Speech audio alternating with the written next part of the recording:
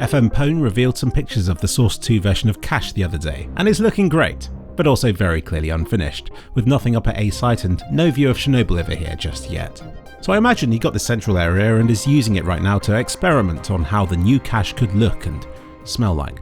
You can see it was even less finished looking in this earlier image that he revealed. At first I didn't even see the hut here, but it is. It's just very camouflaged. Now unfortunately he took all these screenshots at a weird aspect ratio and FOV setting, but I've attempted to match it up against the older versions of the map as best as I can for comparison's sake.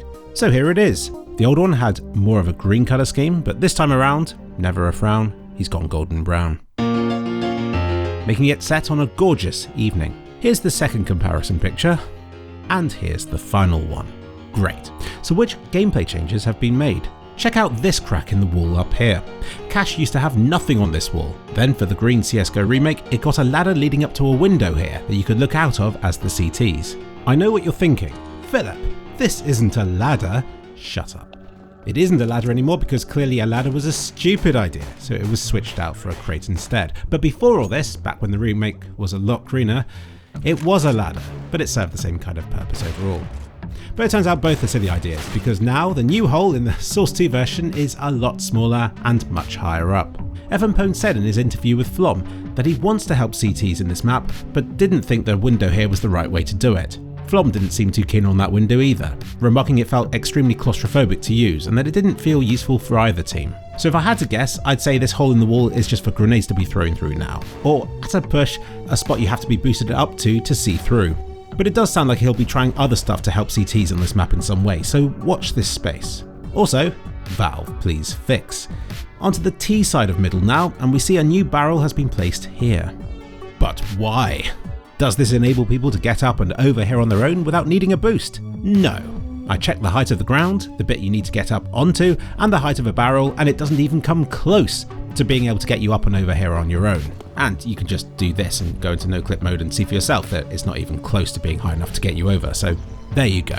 As for this new bit sticking out of the wall just here, these just seem to be remnants from an older version of Cache, before the green remake it received a few years ago removed all these things. And this platform has also been reverted back to being just a pipe that you can stand on. So all this tells us something interesting. I suspect CSGO's older version of Cache is the one that FMPone is using as the framework to create this new one from, which I can understand because it'll be less work than having to deconstruct the much more complicated looking green remake he made later. Also, there's a big bulky streetlight just here, which, I don't know, is it here for cover? To stop a running jump of some kind? You decide. And lastly, this new pipe thing here appears to have absolutely no gameplay purpose beyond possibly being used to line grenades up with. It just baffles me that he'd have gone to such lengths to create this elaborate thing right here, yet so far above the playable space that it doesn't appear to have a purpose of any kind.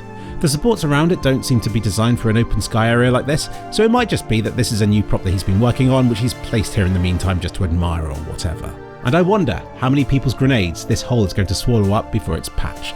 Graphically, I like the direction he's gone in, by moving away from generic factories and towards a more run-down, older-looking factory, with a lovely brick tower up here and weird statues of presumably Soviet Union-era figures holding AKs and stuff. It's very Counter-Strike, it's very Cache, and also kind of what you'd expect to see from a remake of Train.